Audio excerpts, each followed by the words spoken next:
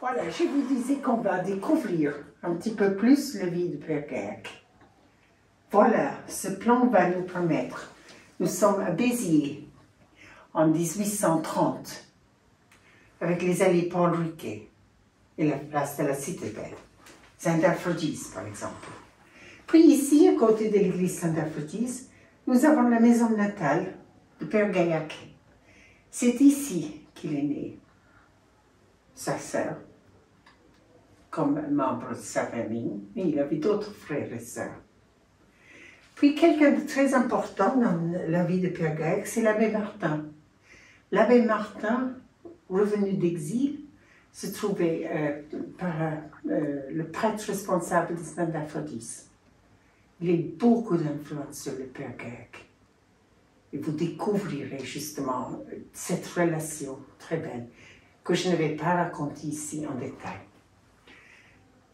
Jeune homme, il va d'abord aller en classe au lycée André IV. Et c'est là qu'il rencontre, il devient un grand ami d'Eugène. Eugène qui est sur le panneau à notre dos. Ils resteront des amis toute la vie. Le jeune Gaillac, donc, ayant fait ses études, va partir au séminaire de Montpellier, à l'époque de Monseigneur Fournier.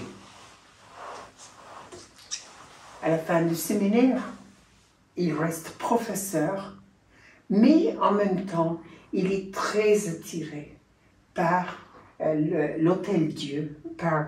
Il connaît l'aumônier là de l'Hôtel-Dieu et il connaît la détresse de tous les gens dans cet Hôtel-Dieu. Donc, il discerne sa vocation et demande de quitter son rôle de professeur pour devenir l'aumônier de l'Hôtel-Dieu. Il y passerait plus de 20 ans au chevet des malades, des mourants. Et c'est là qu'il rencontre les femmes victimes de la prostitution. Ces femmes, donc, il va s'en occuper, et pour s'occuper d'elles, dans un premier temps, il les envoie à un refuge à Montpellier. Et plus tard, il forme lui-même un refuge suivi d'un orphelinat pour prendre soin et des mères et des enfants. Les années passent. Père Gaillac travaille en collaboration avec les femmes qui sont à l'intérieur, qui s'occupent du refuge. Il rencontre aussi beaucoup d'autres personnes dans le cadre de son ministère de prêtre. Lors de la confession, le sacrement de réconciliation, il rencontre d'autres femmes en recherche de Dieu. Et justement, quand le temps sera mûr, il va penser à fonder une congrégation. Bien sûr, entre deux, il rencontre aussi Apollonie. Apollonie qui s'est mariée avec son ami Eugène. Ce couple sera un soutien extraordinaire dans sa vie. Ils vont l'inviter chez eux, beaucoup de lettres témoignent. Et là, le Père Gaillac pourrait parler de ses projets. Mais ils soutiennent aussi d'une manière financière. Et quand Eugène va mourir d'une manière subite, Apollonie reste veuve. Mais elle va s'engager pour former la première communauté. Le Père Gaillac, donc, va recevoir d'eux, avant la mort d'Eugène, le don de la chapelle, la rotonde, la première rotonde.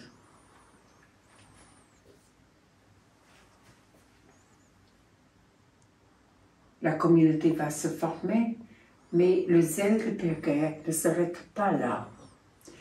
Il y aura aussi une colonie de garçons à Païsson.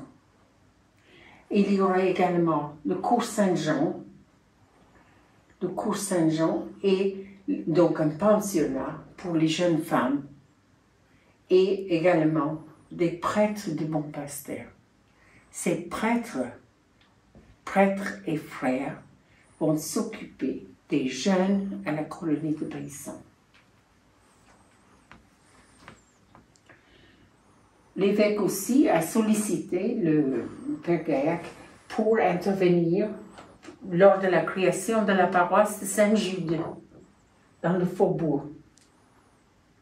Et là aussi, ce sera un prêtre de Bon Pasteur qui sera le premier curé de la paroisse de Saint-Jude.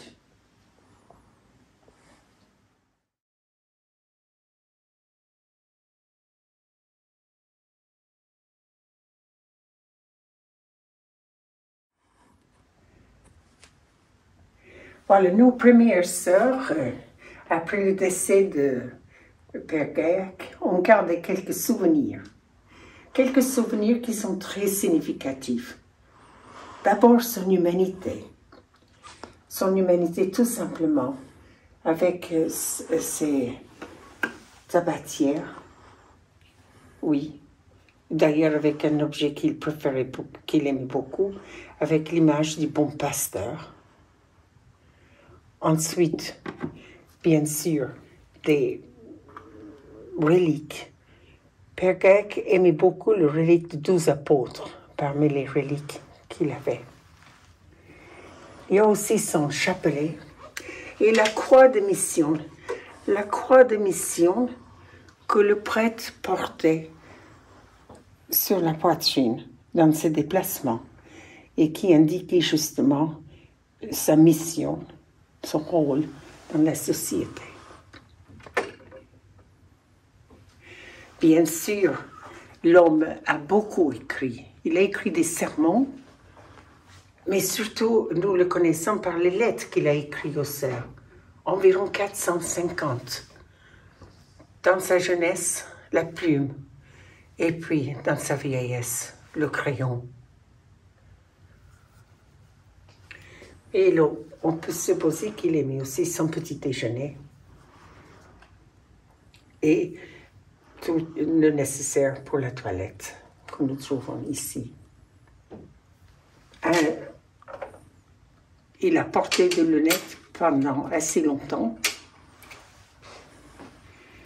Et les lunettes de l'époque nous présentent quand même, nous fait penser à un visage assez fin.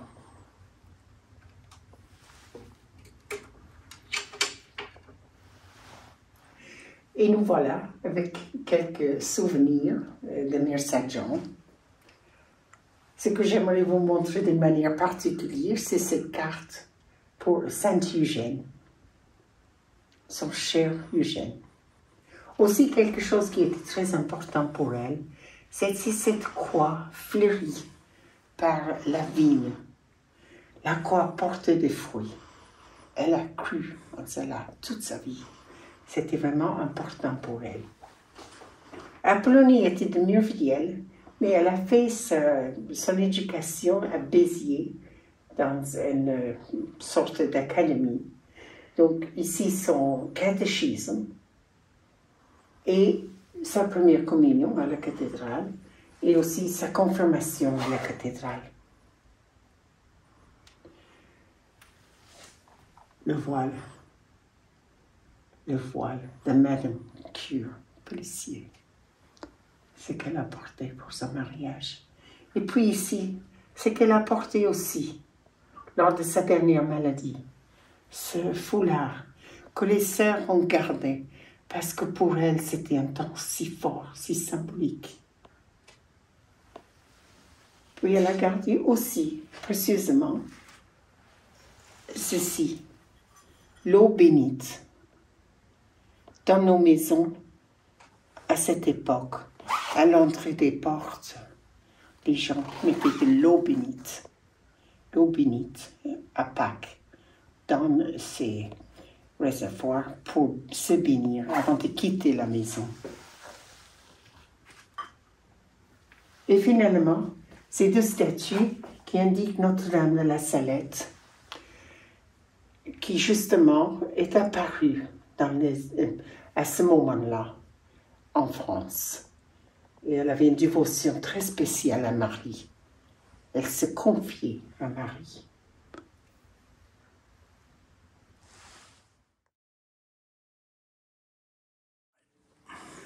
Voilà, nous avons parlé de Mère Saint-Jean.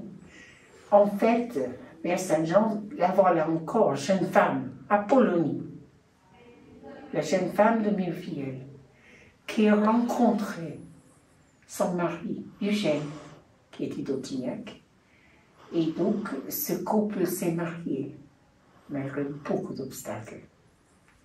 Et ils étaient des amis de Père Gaillac toute la vie.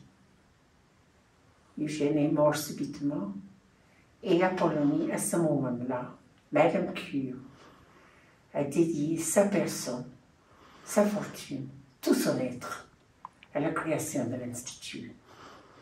Ce couple est très cher à notre cœur.